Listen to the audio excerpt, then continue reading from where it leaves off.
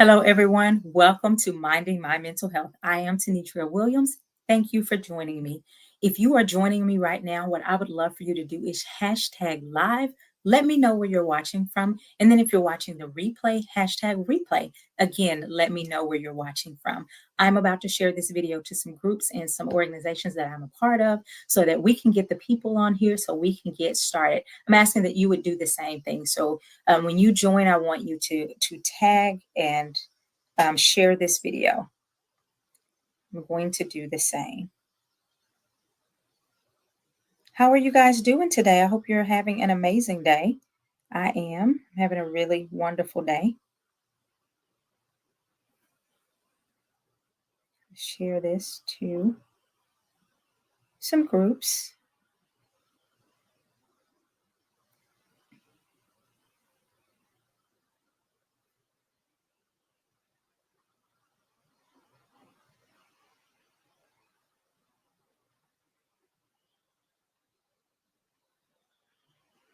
And we are also going to tag some people to get people in here.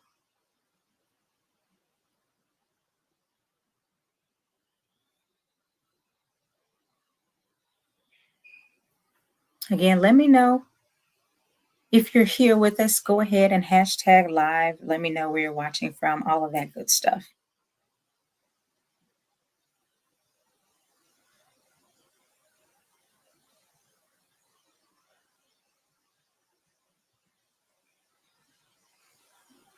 Hi, Dee Dee. How are you? Welcome.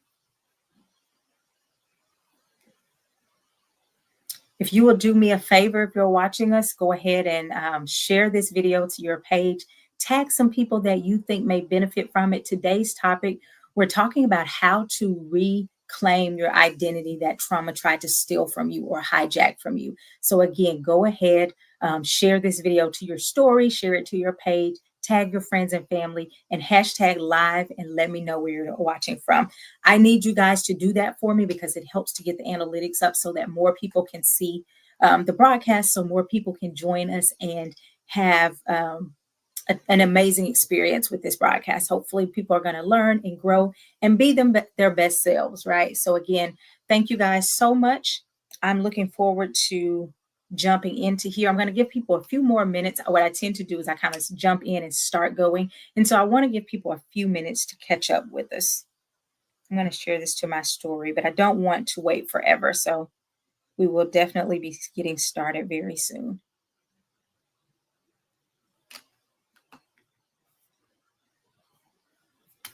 I'm glad you're enjoying the video, Dee Dee.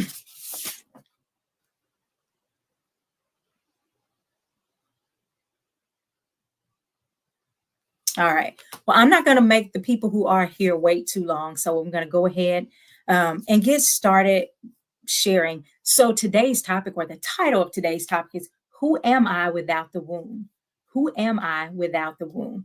Okay. So we often hear, last week I talked about trauma responses, and I think I got a lot of feedback. People really were able to see some things about themselves and understand that some of the things that they had attributed to who they are were actually trauma responses. And we went through and we talked about that being hyper independence, shutting down during arguments, disassociating or feeling numb all the time, right? So what happens is we start to identify, oh, those were trauma responses. That was not a part of who I am. That was just something that I started to do to protect myself. Well, today we're not talking about necessarily those trauma responses. We're going to talk about how to reclaim the identity that you gave up because of those trauma responses or because of the reaction to the trauma. Let me know if you guys have comments or questions in the comment section. I love interaction. So again, please do that. Also, will you do me a favor and love this broadcast? Again, that helps with analytics and to help get it out to more people. So let's get started today.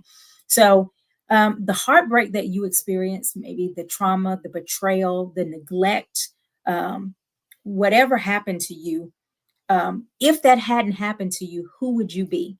Who would you be if the neglect had never happened or the trauma had never happened?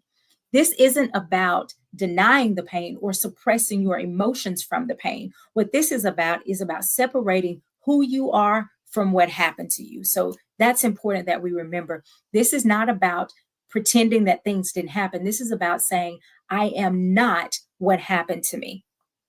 Trauma may have shaped how you survive, but it does not define who you are. Go ahead and put that in the comment section. Trauma may have shaped how I survive, but it does not define who I am. I say all the time, as a clinician, I see people and they will take their trauma as their identity. And I think that's one of the things that holds people back, because they start to see themselves as only the thing that happened to them, and you are not the thing that happened to you. That's not your identity. So, what is a wound? A wound is really any relational, emotional, physical, um, or sexual harm that caused you to shift how you see yourself and how you see the world. I'm going to say that again. We're talking about healing from wounds. That is any type of relational, emotional, physical, or relational, emotional, or physical harm that causes us to shift how we see ourselves and how we see the world. That's really important. So a lot of things you go, oh, after this thing, I started being really cautious of people. After this thing happened, I stopped trusting people. Or after this thing happened, I got really quiet. Or after this, I started performing all the time.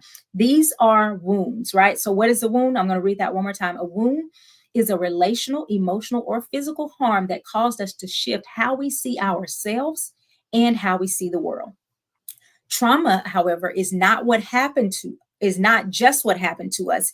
It's how our body and our nervous system has responded to survive it. Okay. So it's not just what happened. It's not just the car accident. It's not just the abuse. It's not just the thing. It's how your body and your nervous system had to respond in order to survive that thing. So, what are some reasons or some of the common things that we see that can cause people to shift? What are some common wounds? Wounds of rejection. So, that could be from a parent that may have not been there. That could be rejection from a relationship that you were invested in and the other person walked away, or a job, a career, a friendship. These wounds are not necessarily from one specific thing. I see people joining. Let me know where you're joining from. If you're watching #live, let me know where you're watching from, and love this video and share this video.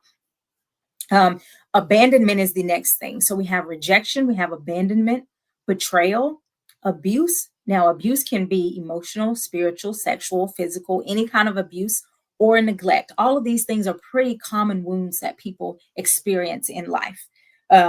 When our nervous system, so we talked a lot about, specifically last week, we talked about when the nervous system is overregulated, it starts to shift and do things in order to feel safe or to create a sense of safety.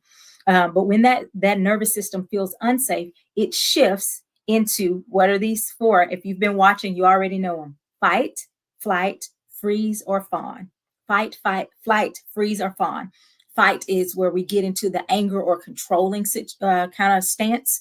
Flight is we may run, we may want to get away. Flight also may look like perfectionism. I don't want any problems. I'm going to make everything perfect so I don't have to deal with any type of conflict. Overworking, again, you're so involved in this thing that you don't have to deal with any kind of drama or any kind of trauma. All of these are also forms of flight. Freeze is when you get into that numb space, that withdrawal space, that isolation. And fawn is when you are people pleasing. Now, I know if you've been watching these, some of these may be review for you, but I want to make sure that if someone catches this for the first time, they're understanding. So our nervous system feels unsafe, and then it'll shift into one of these states: fight, flight, freeze, or fawn. Okay. These are not bad. Okay. This is not a bad thing. These are actually intelligent survival responses, not signs of weakness. So your body was not betraying you. The problem was it got stuck there. After the trauma, you may have gotten stuck in this place, right? And now you no longer, are y'all there? Okay, I saw a little shifting with my internet. You no longer need those same things. Those same things are no longer in danger. Your body is still operating as if it is in that state of danger. Okay. So first, we have to identify what happens after trauma. We start to live from wounds instead of the word. Go ahead and put that in the comments. I won't live from the wound. Okay. After trauma, we start to live from a place of woundedness instead of from what God's word says. Right. We start to live from the wound instead of the word. We become the strong friend. We become the quiet one, or the fixer, or the perfectionist, or the people pleaser, or the loner.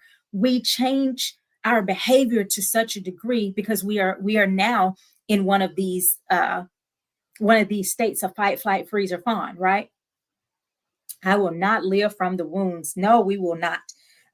But these roles, we are just playing. That's what they're roles, right? We're just playing the role. That's not who we are. Okay, so I like to do some acting. I like to do acting, and I can be somebody who's from New York.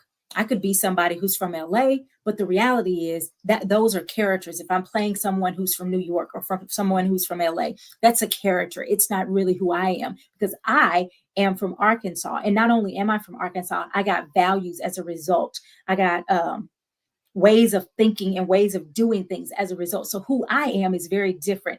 Bill Cosby is not Heathcliff Huxtable, right? That's a role. Heathcliff was a role. Bill Cosby was the person. So we have to understand trauma sometimes causes us to play a role. The problem is we tend to believe that we are the role. You are not your role. Okay. Some of these roles may have served a purpose for us at one point in our life. They're no longer helping us, but we have to be able to identify, oh, that's just a role. So I can actually release that role and begin to walk in who God actually created me to be. So trauma gets stored in our body. We've learned this before. Trauma gets stored in our body, in our memory. So there could be a scent or something that happens and your body automatically responds because trauma is stored in your body. Over time, we build identities around our dysregulated state. Whatever we mean with dysregulated state, those things that we talked about, the fight, flight, freeze, or fawn. We can build who we are. We can identify who we are as a result of what happened to us and how we responded. So we say, let's say you were a fawn person, which is the people pleasing. So you go, oh no, I don't fight much. I don't like to speak up. That's who I am. I'm just quiet. I'm just easygoing. Well, the reality is that trauma may have caused you to get stuck in the fawn. And inside of you, you are a person that is assertive. Inside of you, you are a person that speaks up for themselves. But because you have gotten stuck in that state, you go with the flow and you often may feel overlooked or even rejected because you're not speaking up for yourself. Let me know if that makes sense or if you guys have questions. Okay. So without healing, we confuse our survival strategies or our safety strategies with our identity. I'm going to say that again. Without healing, we confuse our survival or safety strategies with our identity or our personality. We're not going to do that today.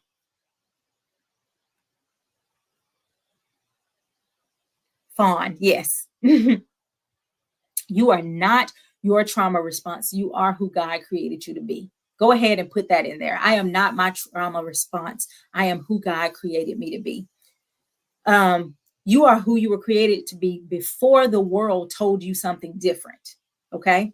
So y'all know I'm a believer. And so I want to go to a biblical example and just see this. I'm not going to get deep into this. We're not going to go into Bible study, but I do want to share this example. In the Bible, it tells the story of Gideon, and Gideon was hiding. Literally, God had called him to do something, and Gideon was hiding in fear when the angel of the Lord called him a mighty warrior. Now, think about that. He's hiding. That doesn't sound like a mighty person, and it doesn't sound like a warrior. Okay, but Gideon is hiding in fear when the angel of the Lord comes to him and calls him a mighty warrior. Gideon immediately pushes back and says, I am the least in my family. I was reading that chapter and he just started spewing out excuses of why he couldn't do what God told him to do. He was like, I'm the least in my family. I'm this, I'm that, I'm this, right? Gideon had internalized defeat and fear. He had because they had lived under this, the children of Israel had been oppressed by, I think it was the Midianites. They had been oppressed, right? And so because of that, he had taken on this identity of victim, this identity of defeat. We can't do this. We can't win. We're already defeated, right? And he had internalized that as his identity. He saw himself as weak and unworthy. And again, that was probably shaped from the oppression and the survival that he had experienced all of those lives. But God didn't speak to Gideon's wound. He didn't speak to this false identity that he identified. God spoke to who Gideon was created to be. Gideon saw himself as weak, but God began to speak to him out of after his true identity. And he said, Gideon, just because you don't believe me, that doesn't change who I said you are. Just because you don't believe it doesn't change who God said you are. Right. And so God says, it was in book of Judges, God says, you are a mighty warrior or a mighty man of valor. God often calls us to be, God calls us after the person that we're supposed to become, right? And not just some person that we've been in the past. Okay. So today's topic, I told you guys, our topic is, who would I be without the wounds? So ask yourself that. Actually, ask Holy Spirit, who would I be without the wounds? Without the fear of rejection, would I speak up more? Ask yourself. Without betrayal, would I trust more? If I hadn't been betrayed, would I open my heart to trust people? If I hadn't had that disappointment and I carried that disappointment, would I give myself permission to dream again? Would I go after that dream? Would I keep going and live out loud if I hadn't had all of these wounds? Now, healing is not just one facet, right? It's not just, oh, you just need to eat right, and that's going to do everything. Healing is multifaceted. So part of it is regulating our bodies. I'm not going to get deep into this because you can go back and catch some of the other episodes where we talk about regulating your nervous system. But regulating your body, that's learning how to do some slow, deep breathing.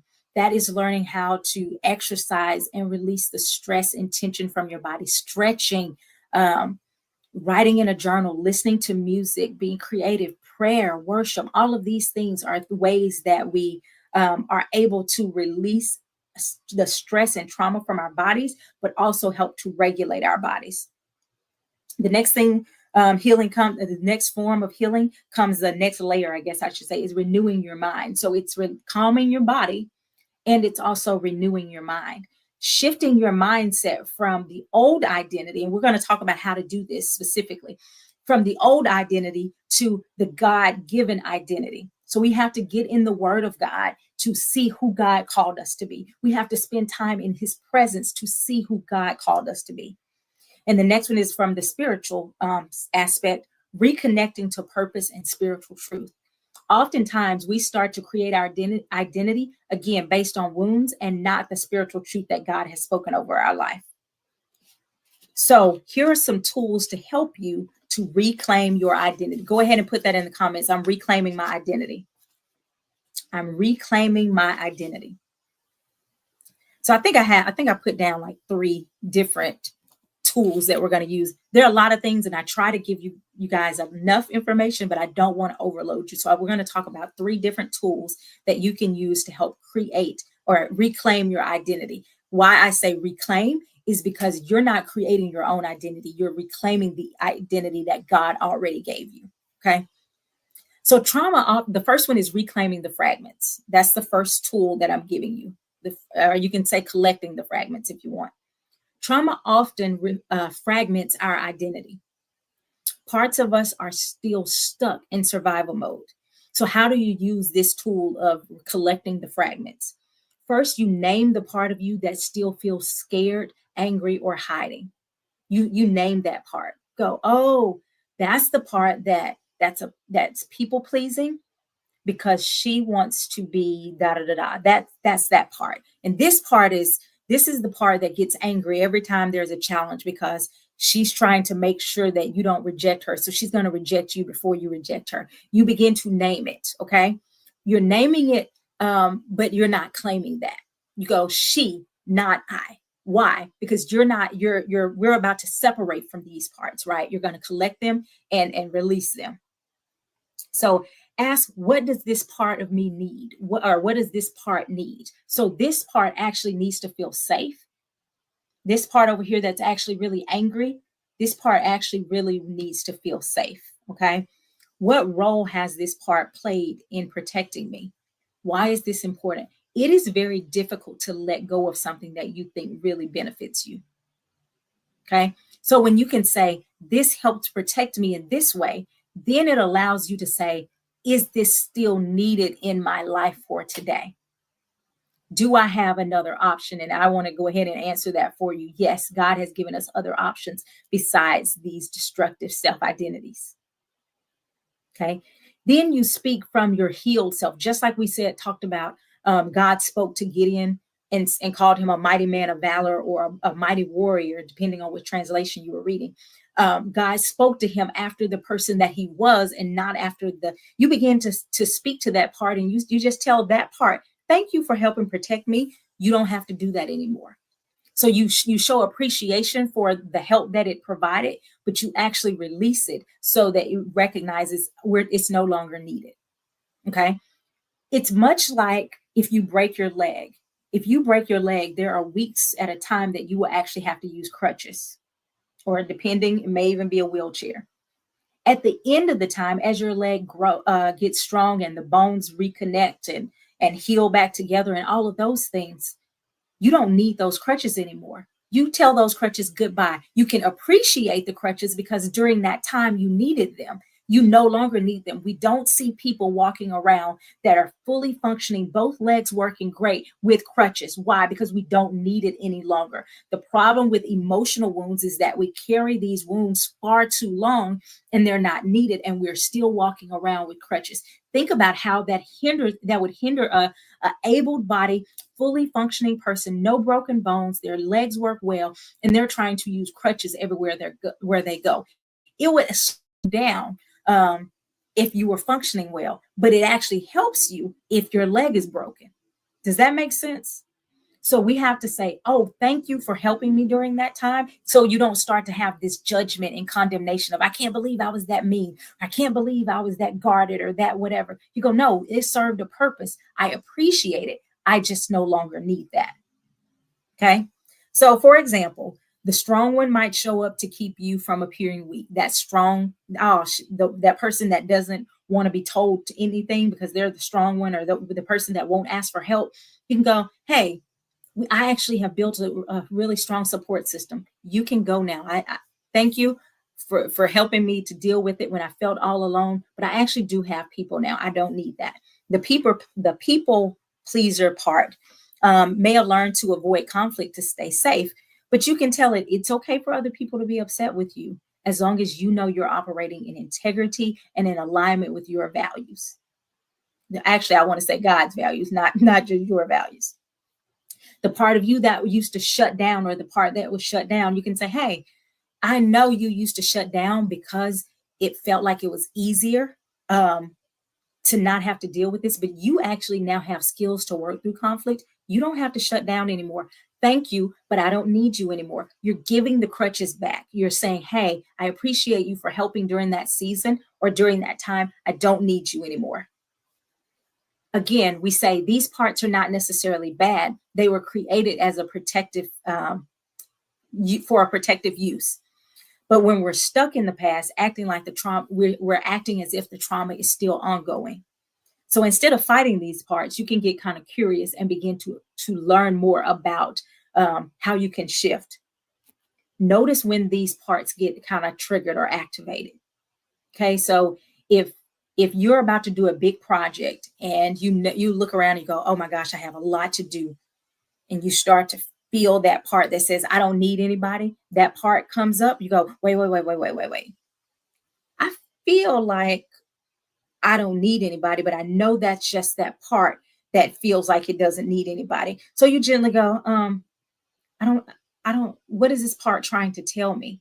That I'm feeling overwhelmed, and it shows up when I'm feeling overwhelmed. Okay, what do I do now? What's the new response that I feel overwhelmed? What's that new response? Oh, I begin to look at who I have that's reliable, and I delegate, or I call on somebody and say, I need emotional support. Name that part gently. Oh, that's just that part. That's the I don't need anybody part showing up. Okay. Then you ask, what is that part afraid of? What is that part afraid of if would happen if I let go of control? What is that part afraid of if I let go of control? Okay. So I see 13 people, 14 people, and I see 3 hearts. Can I get y'all to give me some hearts to get that to go up for me? You're asking yourself, what is that part afraid of if I let go? What does that part want me to know? What does that part want me to know? That part that says, I don't need anybody, I'll be fine. What does it tell? It's afraid of being disappointed, but do you have people that have shown you that they are reliable? Okay. So you tell that part again, thank you, but I actually have people that can help. And you reassure that part that you're safe. And the last part um, says you release it and let it go. So if you want to say, release it and let it go. Thank you, honesty. Thank you, mama. I want you guys, if you have time when you get home, write a letter to those parts acknowledging what they did for you, thank them for what they did for you, and then you let them go. Like a goodbye breakup letter. Thank you for the trips. Thank you for this. But I no longer need you. I appreciate you being protective for me, but I'm going to release you now. So the first activity or the first exercise or tool was reclaiming the fragments. The second one is values clarification. Values clarification. Why is this important? Identity isn't just about your past, it's about what matters to you right now. Your identity doesn't just come from who you were in sixth grade or who you were in college or high school or whatever, right? It matters right now. So how can you do this exercise? Values clarification is really important. You simply list the top 5 values that you have in your life. So it may be peace, my relationship with God, my relationship with my family, love, financial security, whatever your top 5 values are, right? Then you say, how can I live in alignment with these values instead of my trauma? So if you say being authentic is a top value for me, but I'm always performing for other people to like me, you go, wait, that's not in alignment with my values. I must live in alignment with these values instead of my trauma. The trauma caused, I don't even want to say my trauma, the trauma. The trauma caused you to feel like you had to perform for someone to actually love you and see you and receive you in a healthy way. But when you look at the values, go, but that's not what I value. I value authenticity. So I'm going to show up in an authentic way and not in a way that feels like I have to perform to be loved or accepted. Okay.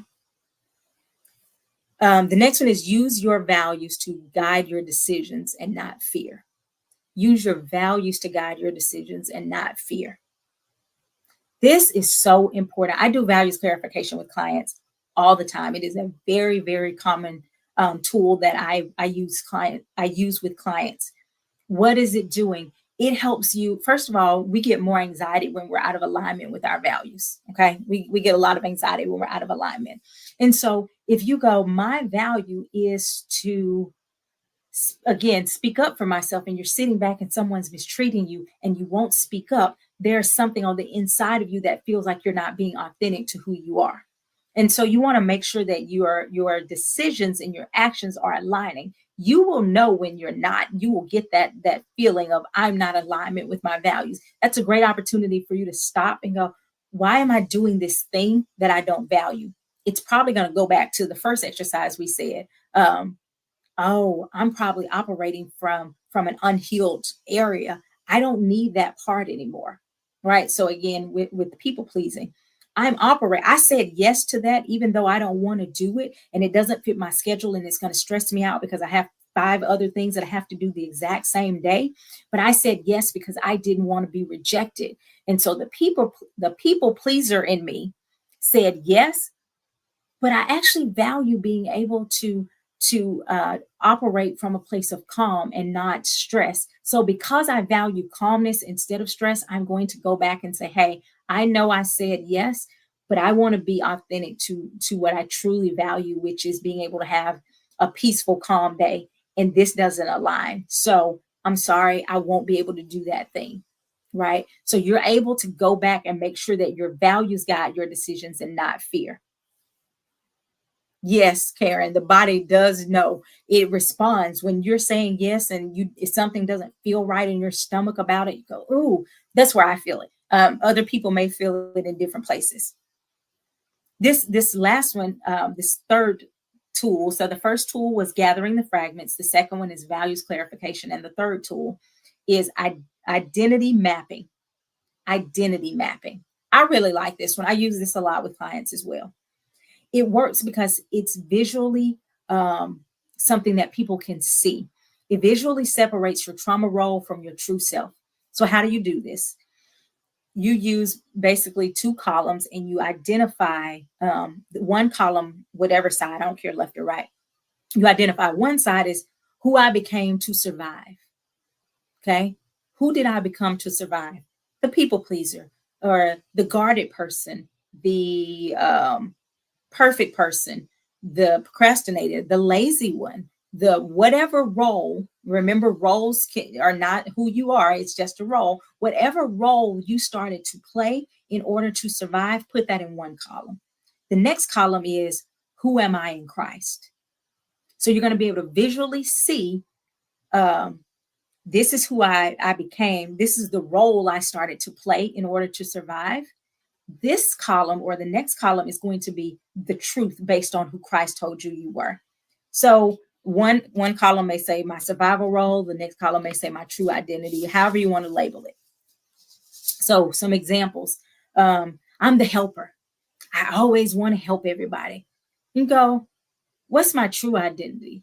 I'm whole and I'm loved, even if I'm not actively doing something specific for someone. I do like to help, but not out of obligation. I help because it's what God tells me to do. The performer, again, that person who feels like I have to perform, I have to be on it all the time. What's the first step again? Values clear. Oh, gathering the fragments. So that is when you start to identify. It's very similar. I wanted to give. So let me pause. Honesty's asking what's the first thing, and it was called collecting the fragments. It's similar to this one. It is identifying the little pieces of you the little pieces that come up. For example, that piece needed to protect me. That piece had to be the strong one. That piece had to be this, right? And it's collecting those pieces and releasing them, saying, I no longer need you. I wanted to give you guys different examples because some people identify more with an exercise than other people. And so I want to give different exercises kind of to help you get to the same place. So this one is the mapping, the identity mapping. So again, if you say I'm the strong one, and that's all you identify as, you never allow yourself to be vulnerable. So you can say who I became as a result of the trauma was the strong one. But who am I? I am strong, but I also have the ability to be vulnerable, and I can trust God. I can trust who God tells me I can trust, that type of thing, right? One of my kids watched the movie Encanto. And in the movie, everyone has like a special power, right? There's one who can hear really well, one who can see into the future, one who's very strong. And in her song, she talks about the pressure that she feels because she's always the strong one. And she's basically like, this is hard, but hey, I have to be I have to carry everything. And that is the weight of some people. They feel like I have to be this or everything's going to crumble. And the reality is you don't have to be all of these things for other people. My husband and I have been watching a show called Forever. I enjoy the show a lot. But in the show, spoiler alert, if you haven't watched it, this young girl, I'll try not to spoil it actually. This young girl carries the weight of a mistake that she made. She carries the weight of that mistake for over a year by herself, trying to handle it because she's afraid that it would break other people in her family. So she says, I made a mistake. I have to carry this mistake all by myself because it would hurt other people in my family. So she had identified, as a result of the trauma she experienced, she identified herself as basically, I have to carry this burden. I have to be, the tough one. I have to get through this by myself. The reality is that she was much better after releasing that weight. and being able to share that weight with other people, because there were people in her life that wanted to help her with that weight. You have to be willing to let go of. I have no idea who the actors are in that movie, Karen. It's on Netflix. It's called Forever. It's like a teenage grow up coming of age story. Forever on Netflix. It's based on a book called from Judy Blume. I like it. But yeah, so you have to be willing to get rid of this identity that you're holding. And you have to say, wait a minute, that is actually hurting me. And you'll see in that movie, or in that series, if you go back and watch it, you'll see how trying to keep that specific identity caused her to hurt herself, caused her to hurt other people, because she was so tied to an identity that she had to do this by herself. How many of you can identify and recognize that you have held on to an identity or a piece or a part that maybe one time served you, that is no longer serving you? So if you can identify from this values, from this identity mapping, what is a role that you have had, that you have taken on, that you want to release today? Go ahead and type that in the comments. What's a role that you had that you want to release today? I know it's a little behind, so I'll give you guys a minute to catch up. So if you've always been the performer, you can identify, hey, I don't have to do that to be loved. There are people who will love me. You have to know the truth, so that the Bible talks about the truth setting you free. You have to know the truth so that the truth can actually set you free. You have to go in there and say, what does God say about love in me? Oh, God says he would never leave me. His love is unconditional. It says that, that wherever I go, he's with me. Oh, I don't have to perform for that type of love. Now, I respond to that type of love, but I don't have to perform for that type of love. There's a difference. Yes, Wood Harris is in that. That's probably the only person I could have named off the top of my head. The main characters, I don't know their names. Karen said they're responsible for everything, the people-pleasing performer. Yes, but it goes back to something that may have happened as a trauma response, right? We talked about those last week. So we release those responses and go, that's not actually who I am. And we're reclaiming our we're reclaiming our identity. Sonia says being the financial resource for others, like a cash cow. So you go, okay, so how did that serve me in the past? Being a cash cow made sure that other people were provided for and that they were happy. Is that still needed in my life? Have I enabled people, or have people started to take me for granted and they're not being respectful, or they're not being reciprocal, and all of these things? And you can say, I'm releasing the cash cow identity, and I'm going to move in. I will give according to when God prompts me to give, or when Holy Spirit leads me to give. That's now my new identity, from being the cash cow, where all you have to do is come up and hold your hand out and cash appears. That's no longer Sonia's identity. Her new identity becomes, oh, I make decisions based on what Holy Spirit leads me to do, or if it's responsible, or if I look at this and I don't give above and beyond what I have to give, or what I'm comfortable giving, or any of those types of things, right? Unless God is telling you to give a certain amount or a certain thing, we don't have to do these things just to please. Why did I have that cash cow role? Oh, because I know what it's like to be broke, and I always wanted somebody to help me. So I started taking on the responsibility so that no one would ever feel that. Well, guess what? Maybe I became someone that they never felt it. And so they never felt the need to change and to learn how to manage their finances differently, because they knew that the cash cow was going to handle it. Right.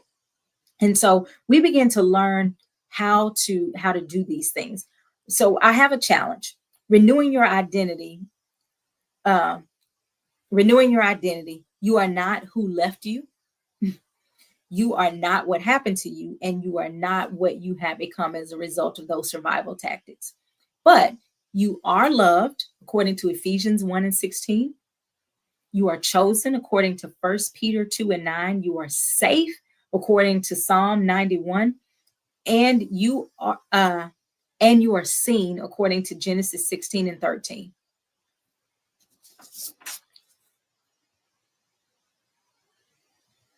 Okay, Karen says eventually it leaves in layers. I'm sorry, evidently it leaves in layers.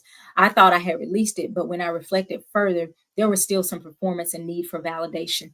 And that's the thing. We don't have to feel like it has to be one swoop and it's gone, right?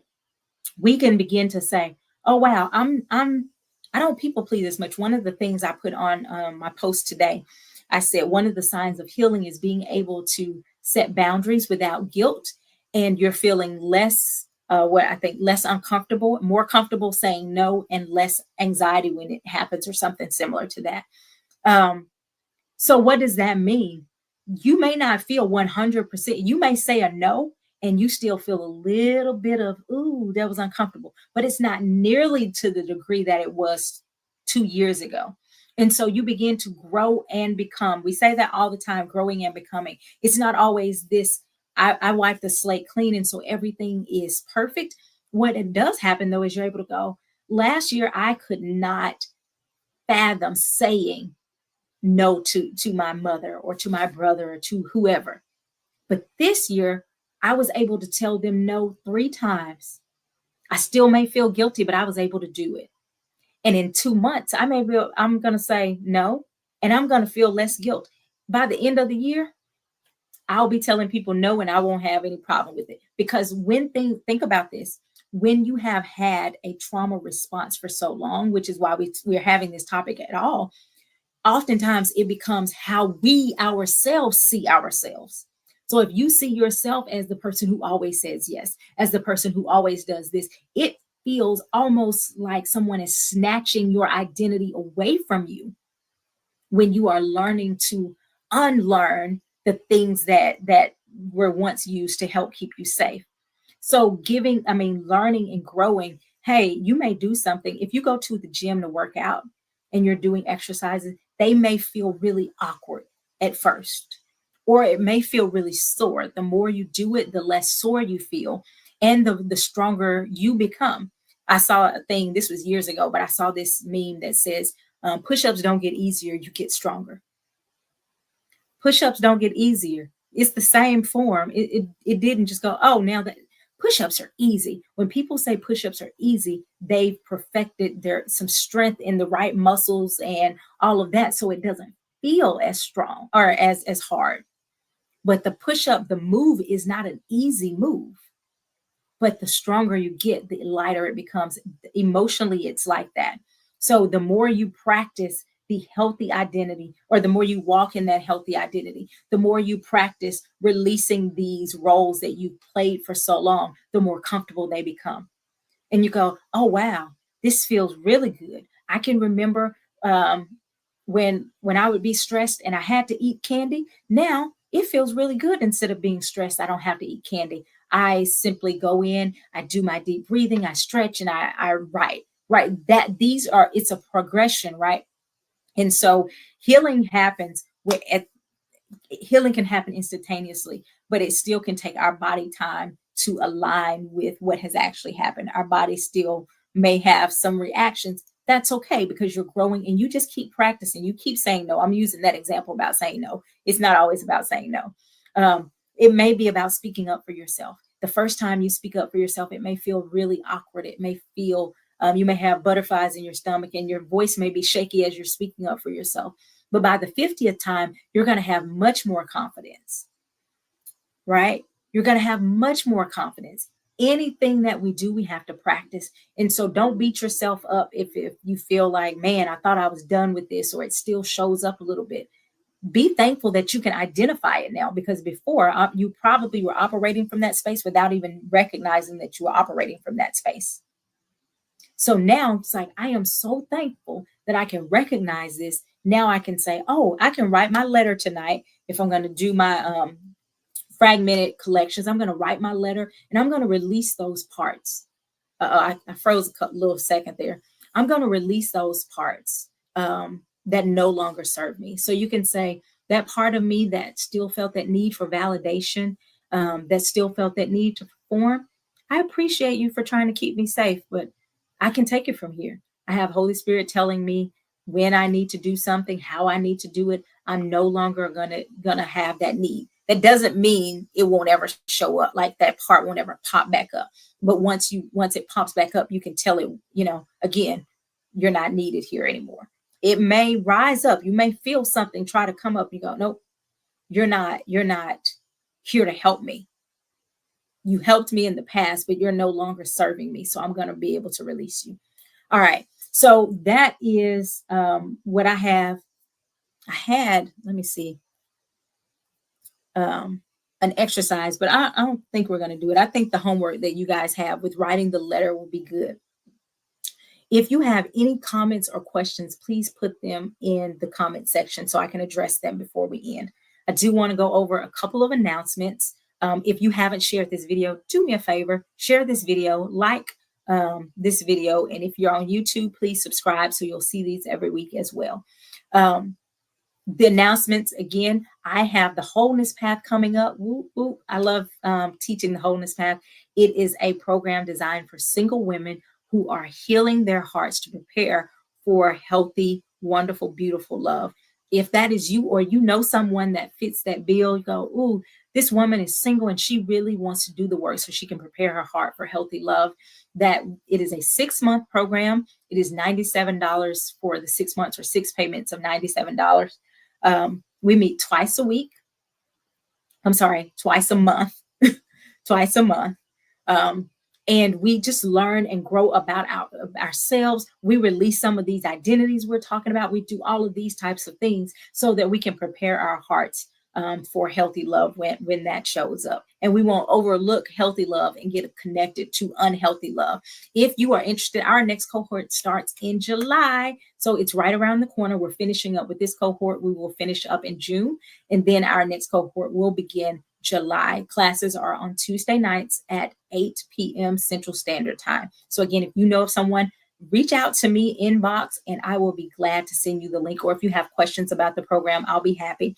Also, if you guys know of someone who is in need of coaching or counseling, if I know you, I can't do the counseling piece with you, but if you are, if you need some coaching or counseling, if I don't know you real well or whatever, we can set that up. Yes, $97 per month for 6 months. That is correct. You can also, again, comment, let me know. And then if you know you are interested in some coaching or counseling, my phone number is 470-410-9790. I'm licensed in the state of Arkansas and in the state of Georgia. Or you can email me at tenitria@gmail.com. Okay. So questions. When I hold people accountable, I sometimes feel like the mean, angry, and defensive girl. What could this be about, or your thoughts? Okay. So oftentimes, because you probably became the people pleaser.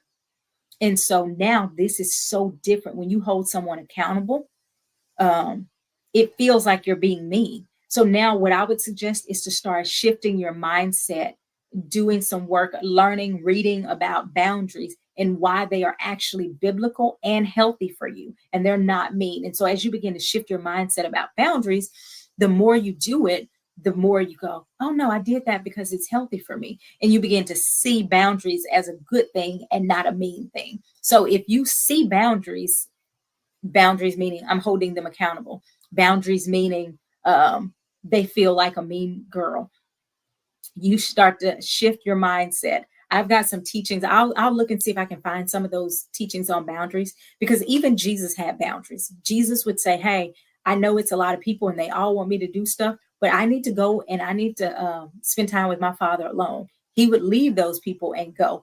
Jesus said when his mother and brother showed up and they said, hey, your mother and your brother are here. Can you come out? And he goes, who's my mother? Who's my brother? It was a boundary. I'm doing something else and I don't have to stop or drop everything that I am doing at this moment just because someone here, specifically someone with my bloodline, shows up. Jesus has various examples of us or himself implementing boundaries. And so as you begin to do that and renew your mind concerning boundaries, I think that'll help so that it doesn't feel like mean girl, angry woman, defensive girl energy. Um, and so, yeah, the other part too, Keisha, I would say is asking yourself, where is it coming from? Is it coming from a place because you didn't set the boundary and now you're so angry that you are blowing up? So you may be setting the boundary, but you are blowing up when you set that boundary. So that is learning to identify physically what happens in your body when you feel upset. When I start to notice these things in my physical body, that's my cue to say I need to stop and say, where do I need to establish a boundary? If I do that proactively, I won't get to the point where I'm blowing up, because oftentimes that may also be the case, that it seems mean and angry because you are coming from a place of anger. You are coming from a place of, I've had enough of this. So if there are small resentments and they build up, yes, you actually may be blowing up because somewhere along the way there are probably not conversations of you being assertive or establishing boundaries along the way. So once they got to this place, it was an explosion. So it could be one or two. Both involve boundaries. You need to shift your mindset about boundaries. And the other one, well, that one's probably regardless. You need to shift your mindset about boundaries. Boundaries are healthy. Boundaries are a form of self-love and self-care. Go ahead and put that in the comments. Boundaries are a form of self-love and self-care. So it could be that you need to just do that mindset work, or it also may be, I need to start speaking up way before I get to the blow up point. I tell my clients all the time, it is so much easier to calm down when you are a level 4 than when you're a level 10. Because when you're a level 10, the volcano is already erupting. The lava is flowing. You can't stop the lava once it starts flowing. But if you are at level 4, you can kind of calm that thing down before it explodes. And so it's important that you implement those boundaries along the way. Thank you for that question. Any more questions or comments? Yes, boundaries are a form of love and self-care. They absolutely are. And when you violate your boundary, you'll know it. You'll feel it. You'll go, oh, I knew I shouldn't have done that.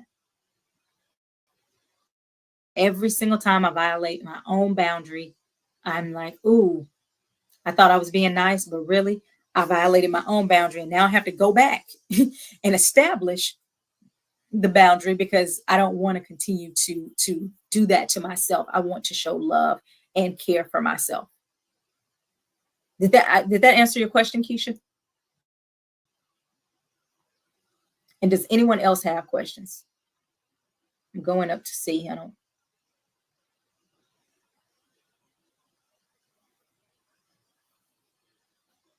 I think that's it. I hope this helped.